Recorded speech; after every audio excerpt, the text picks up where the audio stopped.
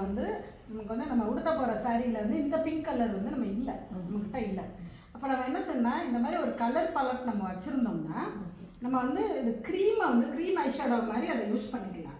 Cream ஐஷேடோவாக base கொடுத்துட்டு அதுக்கு மேலே நம்ம இந்த ஐஷேடோ பவுடர் ஐஷேடோவை செட் பண்ணிக்கலாம். ஓகே, இப்போ எப்படி அதை அப்ளை பண்ண போகிறேன் அப்படின்னா ரொம்ப அப்பிடக்கூடாது. ஏன்னா கண்ணுங்கிறது நமக்கு வந்து அடிக்கடி அசைச்சிக்கிட்டே இருப்பாங்க.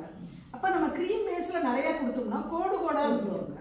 அப்போ ரொம்ப மைல்டாக எவ்வளோ கலவு லெஸ் இஸ் மோர், அதனால் அந்த டெக்னிக் வந்து நம்ம யூஸ் பண்ணிக்கலாம். சரியா? இப்போ நான் சும்மா கையை வச்சே வந்து இதை அப்ளை பண்ணுறேன். ஆக்சுவலி ப்ரெஷ் இருந்தால் ப்ரெஷ்லேயும் பண்ணலாம். வந்து மைல்டாக இந்த அவுட்டர் கார்னரில் மட்டும் அந்த பிங்க் வர்றதுக்காக அவுட்டரில் மட்டும் இந்த பிங்க் கலர் கொடுக்குறேன்.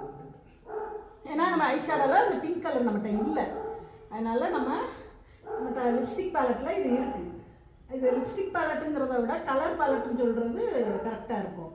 இதை நம்ம அப்ளை பண்ணிவிட்டு அதுக்கு மேலே நம்ம வந்து இந்த ஐஷேடோவில் மேட் ஐஷேடோவில் ஏதாவது ஒன்று இப்படி செட் பண்ணிக்கலாம். இப்படி மைல்டாக தான் இருக்கணுமே ஒழிய ரொம்ப இன்டென்சிவாக கலர்ஃபுல்லாக தெரியக்கூடாது. இது எல்லாமே இந்த அவுட்ரு ஐலைட்டுக்குள்ளே தான் வரணும், உள்ள இன்னருக்குள்ளே வரக்கூடாது. சரியா? இப்போ வந்து அந்த கலர் வந்துருச்சா? இப்போ நான் வந்து அந்த கலர் என்கிட்ட ஐஷேடோ இல்லை, ஆனால் நான் அந்த கலரை வந்து க்ரியேட் பண்ணிட்டேன். இந்த பவுட்ரு போட்டதுக்கப்புறம் திருப்பி இந்த க்ரீமை அப்ளை பண்ணக்கூடாது. ஓகே, புரியுதா? ஃபஸ்ட்டு க்ரீம் அப்ளை பண்ணணும், நெக்ஸ்ட்டு வந்து இந்த பவுடர் அப்ளை பண்ணணும். இப்போ இதே மாதிரி இந்த பக்கம் ட்ரை பண்ணணும். ஓகேவா?